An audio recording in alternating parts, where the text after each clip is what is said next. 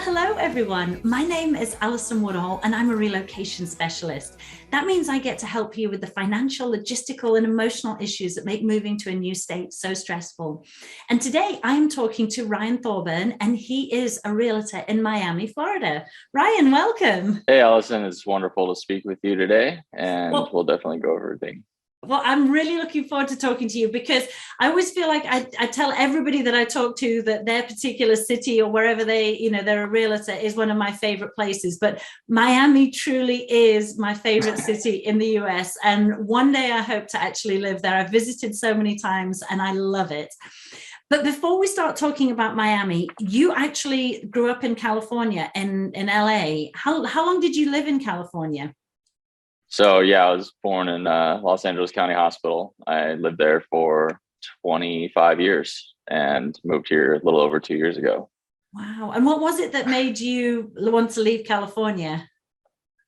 There's just a lot of different things that made me want to leave. Mostly, a lot of people that grow up in a specific area, that live in a specific area your entire life, usually people want a bit of a change. So there's a little bit of that for me. And also it became so wildly expensive. I was making like 60,000 a year as a business consultant, and I could barely afford to even rent my own place, in Los Angeles, which was just absurd. And then you're spending $6 a gallon almost for gas. And I drove a vehicle that was a, six cylinder, was thirsty for gas. So it was just a lot of the expenses. And there is a huge mismanagement of the financial economics of Los Angeles as a city and the entire state, obviously. And then, so what made you choose Miami? Actually, what made me choose Miami is I was going to I did work for Grant Cardone. That's actually what originally got me out here. And that was an awesome experience. I really enjoyed that. And then I decided to get into real estate just because it's better to work for yourself. Okay. Well, I think going from LA, which is also, a city that I love, although I wouldn't ever want to live there, to Miami, they're a very similar kind of vibe to the city. There's a lot of tourists. There's a lot going on. They're just fun cities to visit and also to live in, although they're quite expensive. Did you find, I have to ask, how do you find the humidity coming from California? Because one of the reasons that a lot of the people who live in California don't move to Miami or Southern Florida is because it is so humid. How did you adjust to that? It's funny because that is a big concern for a lot of people. Like I've been to Tampa, a lot of people experience like Tampa, Orlando, because they go to, Disney World. And I've noticed the humidity is it feels less down here because we're obviously living on the coast, right? And there's just a lot more airflow, as where you're like in the middle of Orlando, like there's not a lot of ocean breeze coming through, but it does take some adjusting, right? If you're doing an outside construction job, it's going to be a bit brutal for you to transition. But if you do work inside and, you're in the air conditioning, you'll adjust, no problem. After a couple of years, I've gotten used to it and it doesn't bother me. And honestly, it's pretty good for the sinuses. Some people have sinus issues out in the dry weather. So, it's helped me a lot, actually. Yeah, I always think wherever you live, there's going to be downsides to it. And to me, the only downside I could ever find in Miami is that it is humid. But you just, as a woman, you stick your hair back in a ponytail. As a guy, probably don't have hair issues with humidity, but you just accept that.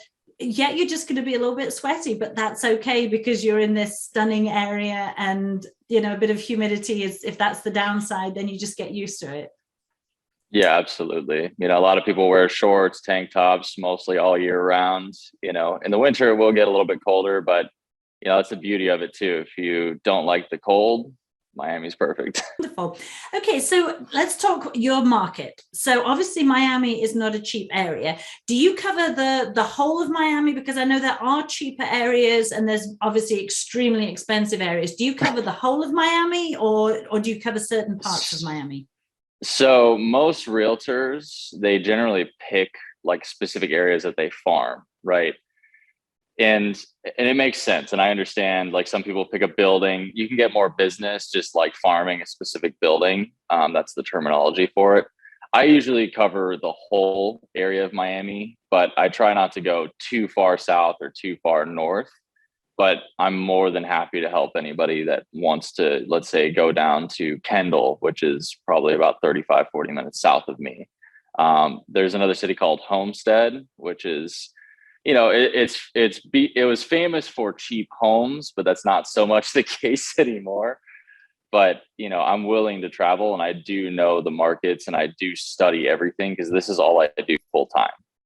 Okay. Well, because the reason I know Homestead is it's about the most affordable place. If you wanted to find a house that's 300,000, you could probably find one in Homestead. You'd struggle, just from what my limited experience of the Miami market, to find a decent house for less than about 450,000. And then obviously they go up to crazy kind of high end prices. But if someone has what would you say would be a good budget for someone who wants to find, maybe a 2,000 square foot home in Miami? What would be a good budget for them to kind of plan on?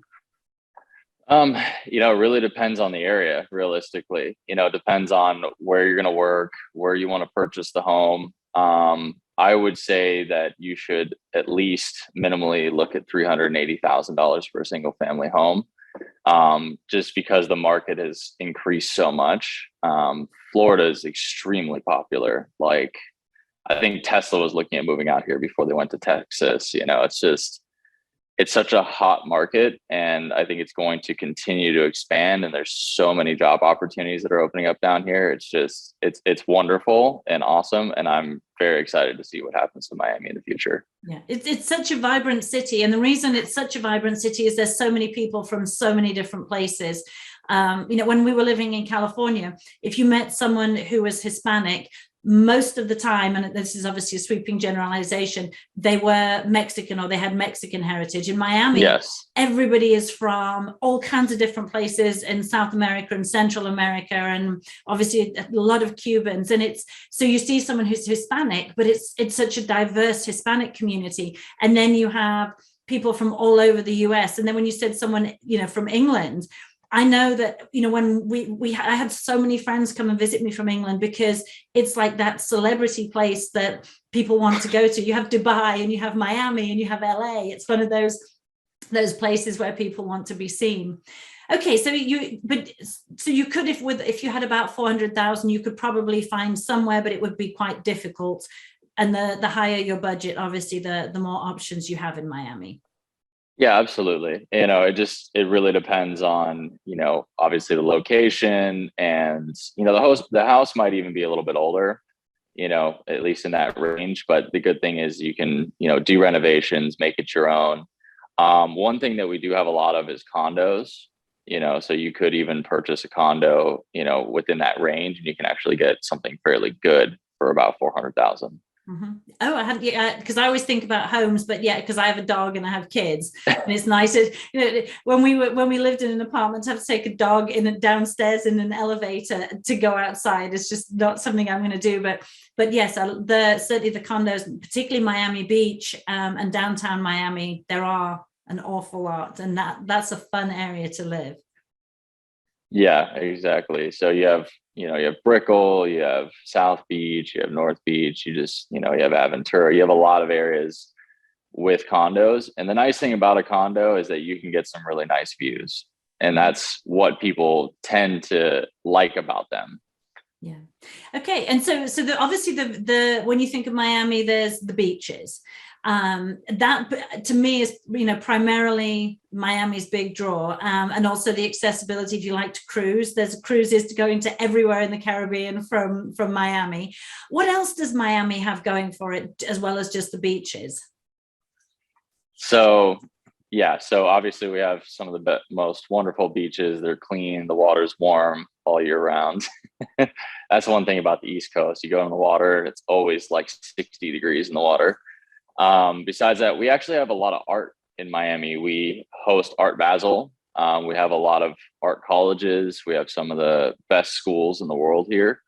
So that's one big aspect, right? Is Art Basel. Art Basel is literally the largest art gathering in the entire United States. And we just had it, and it's really, really cool. And it gets crazy down here. People that fly over from all over the place. And, we have Wynwood, which is kind of like the equivalent to Hollywood. It's like Miami's Hollywood, and it's literally just covered in art, like graffiti and paintings and things like that. It's really, really cool. But yeah, you have cruises, you have, jet skiing, boat experiences, boat tours, and the beach and the beautiful weather. Okay. And I would add the food as well, because a lot of people who are going to be watching this are moving from California and that they miss California food. I don't think that you would miss California food in Miami, because there is so much food and it is all so good. Would you agree with that as a California native? Yeah, it depends on the types of food, actually. Like obviously there's a lot of great restaurants down here, but when it comes to there's a lot of people that like Asian style foods. And that is one thing that does kind of lack, at least in Miami. You have to travel a little bit outside of Miami. They can always give me a call or send me a text message. I know some spots, because that's one of the biggest things for me. Is I grew up, my godmother's Japanese, and I love that type of food. So there's a lack of the culture here, but it is expanding and it's growing a lot more as you go farther north, and it's crazy. There's a lot of people that have come down from New York, and I'm like, wow, this wasn't here before. And there's like a whole Chinese store that just popped up. That's cool, because it's interesting. When I think of Miami, I think of Hispanic culture and Latino culture. I hadn't thought about the lack of other cultures, maybe because it is such a Hispanic dominated culture. And you don't find that not being able to speak Spanish an issue? No, not really. It really depends on where you go, of course. Like, if you're in Little Havana, there are some, people's grandmothers that don't speak English. But there's so many people that do speak English that they can either translate. You can use Google Translate.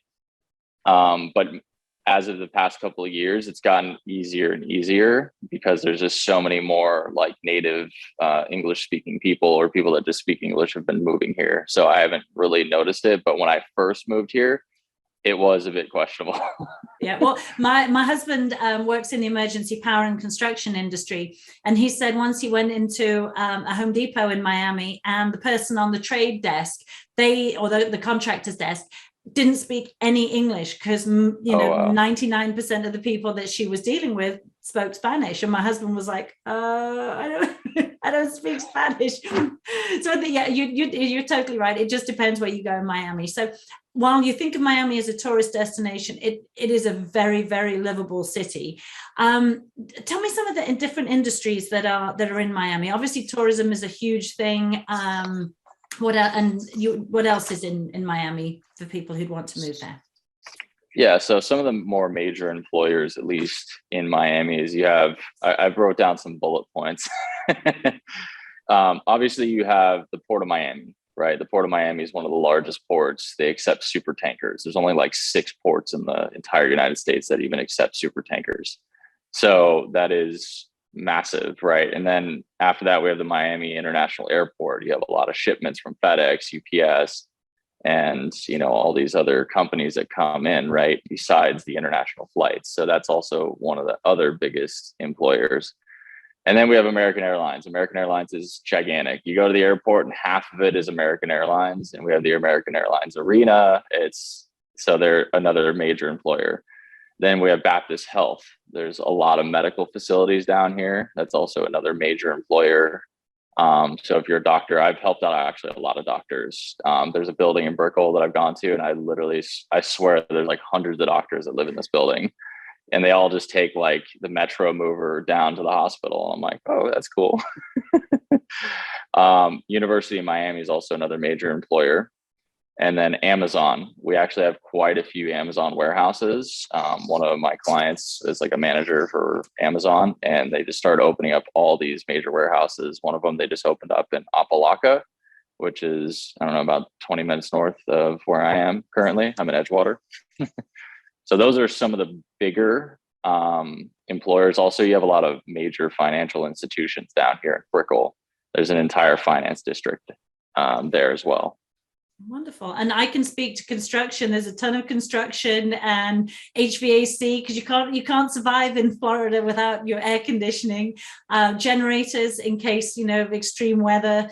So that's great. There's obviously a lot of employment opportunities. I do, just seeing the tree behind you moving. Obviously it's not, is it raining today? Is it, or is it? No, No. no, it's just, these are newer trees, so a little bit Okay, slimmer. just a nice ocean breeze. How do you feel about hurricanes? Because I was worried about hurricanes when we moved to Florida. And then if you're born and raised in Florida, nobody cares about them because you get so much warning. And 9 times out of 10, they don't hit your area. And if they do, you get so much warning that you move, or you get out of the way. What's your experience been with, with extreme weather and hurricanes? Is that an issue? So I'll just give a little story of me coming to Miami. So when I originally came to Miami, I forgot the name of the hurricane, but we had like a category 4 coming from like Jamaica. And I got this phone calls in New Orleans. I got this phone calls with my wife, and it was, you need to come and get your stuff, at 8 a.m. in the morning because we have a hurricane coming. Because, like you said, you can watch the hurricane as it comes, and they can track the whole thing. So I ended up driving 18 hours through the night to come here to get my stuff. And the hurricane just totally missed Miami anyways. But, I've been here for quite a few of the hurricanes that are supposed to come. Personally, I haven't, I don't really care about it as much because there's several factors. I live in a newer building, and a lot of these buildings are built for the hurricanes, right? We have impact glass. Like this glass behind me can probably stop a bullet. Not fully, but a lot of it is these are rated for like a mailbox slamming into it at 70 miles an hour. It's very, very strong glass. So you can do that for your home. You get hurricane impact doors and windows. If you don't have that, you do shutters. It hasn't been too much of an issue as long as the home is well prepared for it. You're not going to have too much of an issue. So a lot of homes in Florida are actually raised off the ground for when there is flooding. So I don't know. I've been here for tropical storms. It hasn't been too bad. It's not like California where you have an earthquake and then you're like trying to hide under a desk because you hope the ceiling doesn't fall on you. And it's so interesting because people were always, when they're leaving California, they're always worried about bugs and humidity and extreme weather. Yet the Californians think nothing of earthquakes. We were in California for a year and a half, and I was sitting at my desk, and suddenly everything just started moving, and it was the most bizarre feeling, and it was completely unexpected. And when I told my friends, they were like, "Oh, that was nothing. That was like I can't remember what it was, but they thought nothing of it. But for me, it was truly terrifying, and I thought I would much rather see the weather coming, be able to prepare for it, rather than just suddenly everything start shaking. And if it had been a big earthquake, I can't imagine anything more terrifying. But so that's just my take on hurricanes. I'll take hurricanes every day over earthquakes. Yeah, absolutely. Well, the only thing we haven't touched on, we talked about like the fact that you are a kind of a more higher end of the price point for homes, but we didn't talk about property taxes. Do you know what property taxes are like in Miami? Are they quite high? So we don't have state income tax. I actually pulled up a couple of different things on that. So there is, it's generally about 1.5% to 2% of the purchase price of the home, right? Now we do have something called homestead. And with homestead, you actually get a tax deduction on the property, right? If it's going to be your primary residence. So if you live in the home, it's your house, right? You can apply for homestead. They basically we have the assessment office, the tax assessment office. And what they do is they assess the value of the home. It's basically kind of like an appraisal, but it's more of what they value it at, right? And then you get a discount off of that, and then they tax 1.5% to 2% on that. But the cool thing about the homestead is once you lock it in, they can only increase your tax appraised value or assessed value 3% per year. So like sometimes I'll sell homes where someone's lived there for 10 years, 15 years, even 20 years. Their house is worth $1 million, $1.5 million, but they're paying a tax assessed value of like $350,000. Obviously once the house is sold, then it changes, but that's because of the 3% increase. Now, if you don't do a homestead, they can increase it 10% per year. And so that's just for Miami-Dade County. Now, obviously each city has its own tax. It's called mills. That's a whole different conversation to get into. I'm not even going to break that down too much, but I actually have an entire chart here of different things for different cities. So like, just to give a good example. So Coral Gables is a very, very popular area. A lot of people like to refer to it as the Beverly Hills of Miami. About the entry point for that area is about $800,000. But essentially their tax assessed value, just for the city itself is, where is it? I literally just had it. It's 5.5, which is equivalent to $5.50 per $1,000 that your house is appraised for. So, the taxes are a little bit higher, but that goes for every single person. So if you look at California, a lot of it, like, they have property taxes, which are really high. Most people end up paying about the same here anyways, but they don't have state income tax. Mm-hmm. But essentially, the property taxes are a little bit higher because there's no income tax. And it's good because you have a lot of foreign investors that purchase condos, purchase houses, and they're getting taxed as well to help support the state, keep the roads clean, keep everything fixed. That's one thing I've noticed about Miami, now that we're touching on it, is that it's a very, very clean city and it's really well taken care of, unlike California. Yeah, and the Miami roads are not as good as some of the roads in Florida, but they're still so much better than LA. My husband had never been to LA until about 6 months ago, and he said he thought all the traffic went so slowly because the roads were so dreadful in LA that you can't drive fast on them because they're so rough. And it is true, you do pay more in property taxes in Florida, but then your amenities are better, it's cleaner, the roads are better, everything is just better maintained. And anywhere kind of in the South, they mow the sides of the road and they have people picking up trash, and there's just not as much trash thrown out. We couldn't believe it in LA, where people would just be throwing stuff out of the window of their car as they're driving down the road. And my kids were like, oh my goodness, this is crazy. So it is much cleaner. Absolutely. I've seen that too, like out here, I actually have never seen anybody throw anything out like that down here. There's just a higher respect for where you live down here is one thing that I've noticed, at least comparative to Los Angeles. I've seen people throw their McDonald's bag straight out the window on the freeway, and you're like trying to dodge a cheeseburger. You're like, what is happening? But down here, I've never seen that, and I haven't even seen, I've seen like some cracks in the road here and there, after it rains really, really heavily or something, and then they repair it immediately. But I've never hit a pothole down here, and I rarely see anything bad in terms of road conditions. The city's constantly working on stuff and fixing things and improving. And it's just, it's wonderful to see that, because you didn't really see that too much in California, at least. No, and very little homelessness as well.